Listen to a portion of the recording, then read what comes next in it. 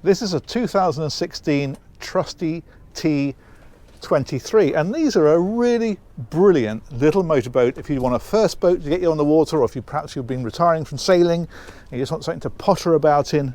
Well, this is the ultimate pottering boat. These are absolutely brilliant. They're British built. In fact, they're built by Windboat, who used to make the Hardies. So very nice quality of construction. And they're not a fast boat at all. You can see it sits really deep in the water. It's a very much a displacement boat. It has bilge keels. That's these fellas here. And the idea of those is that you can actually dry this boat out. So if you want to go somewhere where it's tidal, then it doesn't matter if it's on the ground when the tide goes out. A little bow thruster in here as well, look, which is nice. That makes life a little bit easier.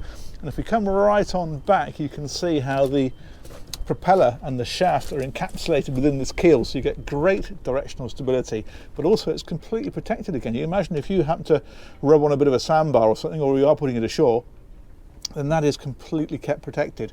Rudder on the back there, this is an anode here, so that is a sacrificial zinc that takes the corrosion off of the metalwork out here. It's all linked up. But I've got a lot of time for these. They're not the sleekest boat in the world, it has to be said, but for an economical way onto the water, these are brilliant because they give you a lot of accommodation for their length, and of course all the costs tend to be based on the length. They use hardly any fuel at all because they just potter along nice and gently. And yeah, if you just want a route afloat, you do a lot worse than this. Let's have a look at it from up here. It's just like a little tugboat, isn't it? It's a proper little motorboat. Let's go have a look on board. I think you'll be surprised at this. For a 23-foot boat, they've got a lot in. So we're going to step on over the transom and into the cockpit. There's a seat here that just moves into there. So you've got seating all the way around the back, and in fact there's a bit of storage underneath these. I don't know how you can see that. Like so. That's a manual bilge pump. And these are all the fenders. And we're going to take a look inside first of all. Yeah, here we go. 2016. This is the 46th that they built.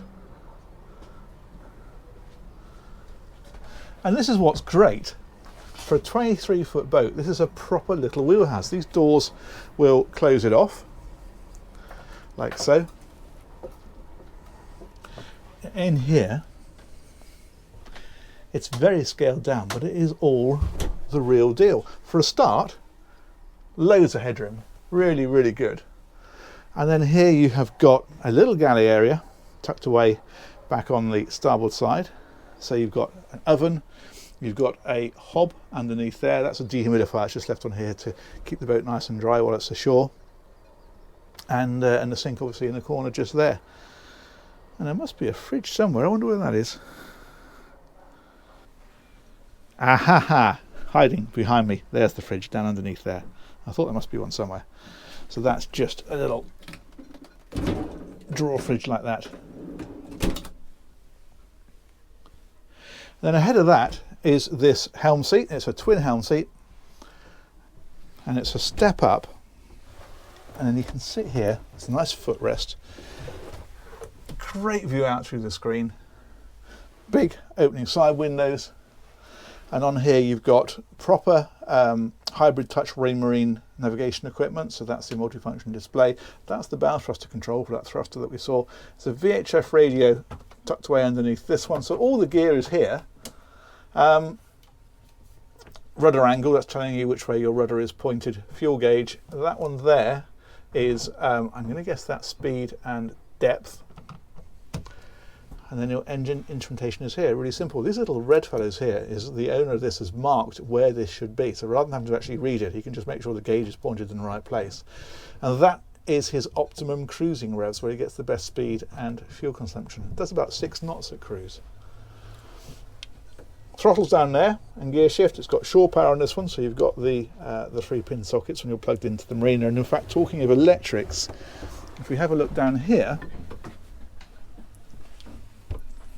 you see what I mean about having all the proper stuff. There's a proper distribution panel on it.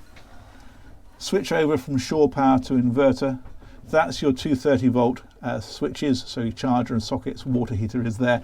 This is all your 12 volt stuff, so bilge pumps, shower pump, fridge, heating, all that kind of stuff, navigation lights. So these are all circuit breakers here. It's actually a Category B boat. There's a lot of boats at 30 feet that aren't Category B. Category B is offshore, so it is designed to actually do proper going to sea stuff. Switch gear here, so things like wipers, nav lights, that sort of thing. So those down there are the circuit breakers. You don't normally play with those, they're just on and they flick off. There's a problem. This is how you actually switch things on and off, like in nav lights and so on. And then on the other side there's this little dinette area, and in fact that table will drop down. There's an infill cushion that goes on there, and you can see how that disappears back underneath there for your feet, so you can use that as a single bed, or a very, very cosy double, but probably a single. And then there is a separate cabin then. Well, it's not a separate cabin as such because it's all open plan, but there's a separate area, I should say, up here in the bow. Big double bed there. This actually curtains off, so if you want a bit of privacy you can have it.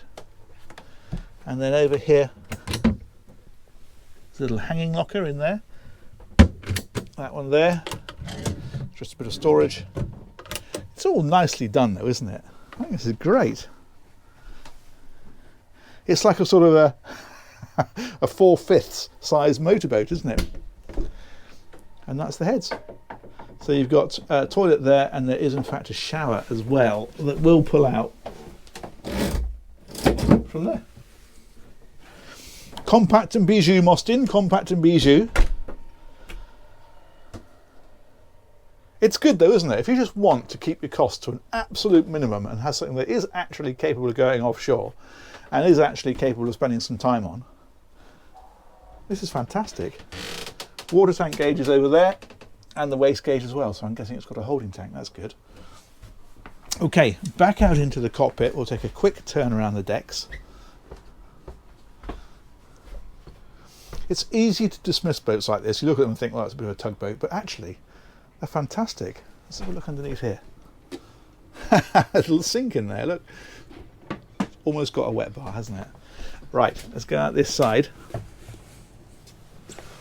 Onto the side decks. So these rails come all the way back, so it's nice and safe. That's got a handrail there. Solar panels up on the top and an opening hatch above the deck saloon. And if we come all the way up, then that's a hatch over that forward cabin area that we saw, and we can come right up onto the bow, and it's got a proper little electric anchor winch.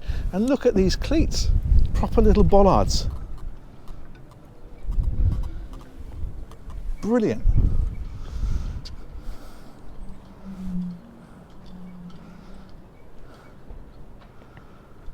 Excellent. Okay, let's come back down here and we'll take a look at the engine.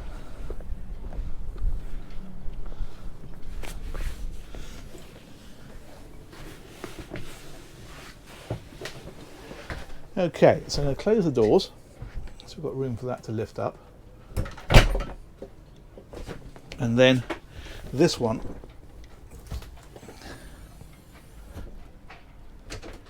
lifts like that. And in there is a Yanmar, I think it's a Yanmar.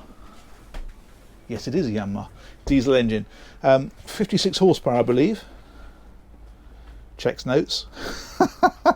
54 horsepower, I was close, wasn't I?